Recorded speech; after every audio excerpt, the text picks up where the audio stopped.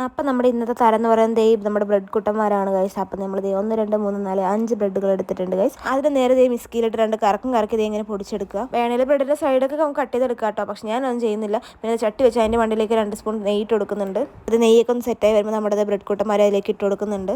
അടുത്ത പരിപാടി എന്ന് പറയുന്നത് വേറെ ഒന്നുമല്ല, മിസ്കലാണ്. കൈ ഇളക്കാതെ ഇളക്കിക്കൊണ്ടിരിക്കണം. ബ്രെഡാണ് വേഗം കരിഞ്ഞ് പോകാൻ ചാൻസ് ഉണ്ട്. പിന്നെ ഇതേ കറുത്ത കരിഞ്ഞ അലുവ കഴിക്കേണ്ടി വരും. സംഭവം സെറ്റായി വന്നിട്ടുണ്ട്. എല്ലാം വിട്ട് നല്ല ക്രിസ്പി ആയിട്ട് വന്നിട്ടുണ്ട്. ബ്രെഡിൻ്റെ പരുവെന്ന് പറയുന്നത് നമ്മൾ മിക്സ് ചെയ്യുമ്പോൾ തന്നെ ഒരു സൗണ്ട് കേൾക്കാൻ പറ്റും. ഭയങ്കര ക്രിസ്പി ആയിരിക്കും. അപ്പം അടുത്ത പരിപാടി എന്ന് പറയുന്നത് നമ്മുടെ മധുരം ചേർക്കലാണ്. അപ്പോൾ 3 to 4 സ്പൂൺ പഞ്ചാര ഇട്ട് കൊടുക്കുന്നുണ്ട്. ഷുഗർ വന്ന് വേഗം പടാവുണ്ടാകുന്നതാണെങ്കിൽ ഒരു 3 സ്പൂണൊക്കെ ഇട്ടാൽ മതി. അപ്പോൾ ഇതാണ് ബ്രെഡിൻ്റെ പരുവം. മുരിഞ്ഞു കരിഞ്ഞുള്ളൊരു പരുവാണിത്. അപ്പോൾ പഞ്ചസാരയിൽ കുറച്ച് വെള്ളമൊക്കെ ഒഴിച്ച് സെറ്റാക്കിയിട്ടുണ്ട്. പഞ്ചസാരയൊക്കെ ഒന്ന് മെൽട്ടായി വരുന്നുണ്ട്. കാണുമ്പോൾ തന്നെ നല്ല രസത്തിലേക്ക് കഴിച്ച് എനിക്കെന്തോ ഇത് ഭയങ്കരമായിട്ട് ഇഷ്ടമായി. അങ്ങനെ തിളച്ചും പറഞ്ഞ പഞ്ചസാരയിലേക്ക് നമ്മുടെ ബ്രെഡ് ക്രംസും കൂടി ഇട്ട് കൊടുക്കുന്നുണ്ട്. ഈ സംഭവം അത്ര ഹെൽത്തി ഒന്നും അല്ലെങ്കിലും ഒരു തവണയെങ്കിലും ഉണ്ടാക്കി നോക്കി കഴിക്കണം കേട്ടോ. അടിപൊളി ടേസ്റ്റാണ്. ഇത് ഞാൻ ഹെൽത്തി അല്ലാന്ന് പറയാൻ കാരണം നമ്മൾ ഹോട്ടലിലൊക്കെ കിട്ടുമ്പോൾ കൂടുതലും ഓയിലാണ് അവിടെ യൂസ് ചെയ്യുക. പക്ഷെ നമ്മളിവിടെ നെയ്യ് മാത്രമേ യൂസ് ചെയ്യുന്നുള്ളൂ. സംഭവം ഈ ഒരു പരുവത്തിൽ എത്തിയിട്ടുണ്ട്. ഇനി കുറച്ചും കൂടെ നെയ്യ് അതിലേക്ക് ഇട്ട് കൊടുക്കുക.